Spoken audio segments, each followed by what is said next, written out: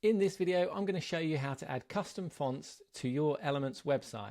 Now, to get started, I'm going to open an example project. And the first thing we're going to want to do is go to our resources. And I'm going to create a folder called Fonts, all lowercase. Now, we're going to need to move our custom fonts into this folder. So I've downloaded a few fonts from the internet. Now, this font here is a single face, so this is just, it doesn't have bold, light, italic or anything like that. It's just a single font.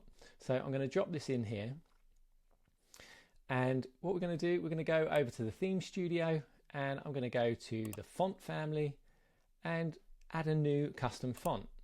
Now this is called Mighty Solely, so I'm just going to call this Mighty just as a reference name. And what we're going to do on the kind, we're going to say font resource. And now all we need to do is drag the font from our resources area into here. Boom, like that. So that's set up. Now let's close this. Now for my title here, it's currently using our heading, which is set up in the theme studio, but we want to use the new Mighty custom font we have added.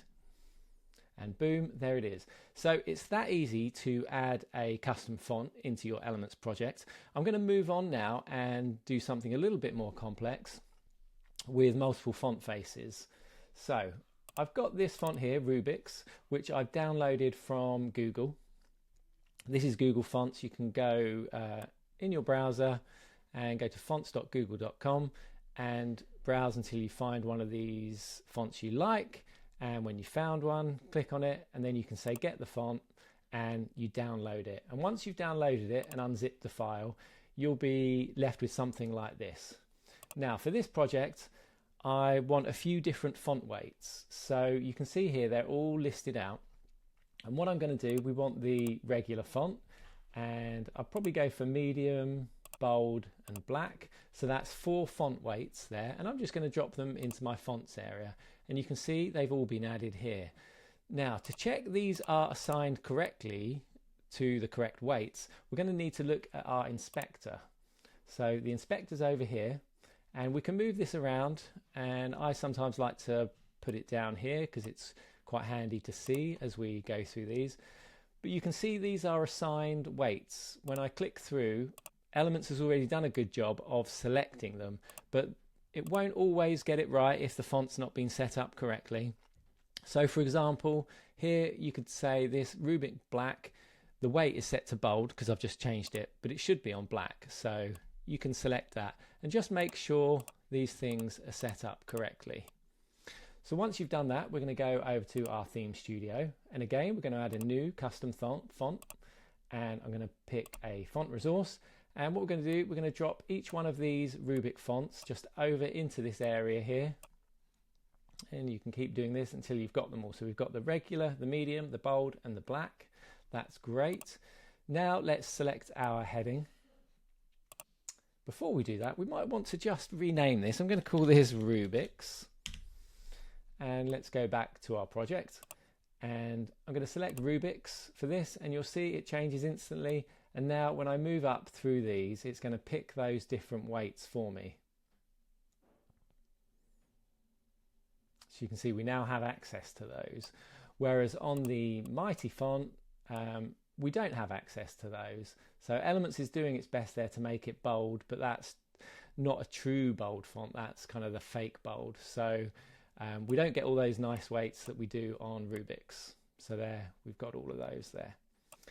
Now, if we wanted to overwrite our heading here, so that all our fonts that are set to heading would be custom, what we can do is we can right click and we can say override heading. And on here we can say I want to use a font resource, and then we could pick whatever we wanted. So I'm just going to drop in the Mighty Souls one, and you'll see there that the title updated and this updated because this is all set to heading. And if we scroll down, you can see anywhere where it's set to heading, that font has been updated. So we could get rid of that, and we could add the Rubix like we did before. Oops, not that one. And now any font, any title in here that is using the heading, will now use the Rubix font. So this is essentially how you set up custom fonts in Elements. It's really easy once you know how to do it, and really powerful. And of course, you don't have to use custom fonts that you've downloaded. You can just use Google Fonts or a font name. This is great if you want to just use system fonts like Times, etc.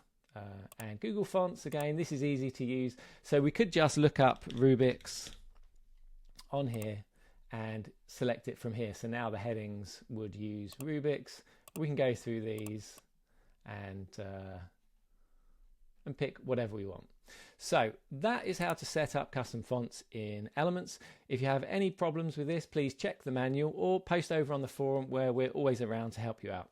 Thanks for watching this, and I will see you in the next one.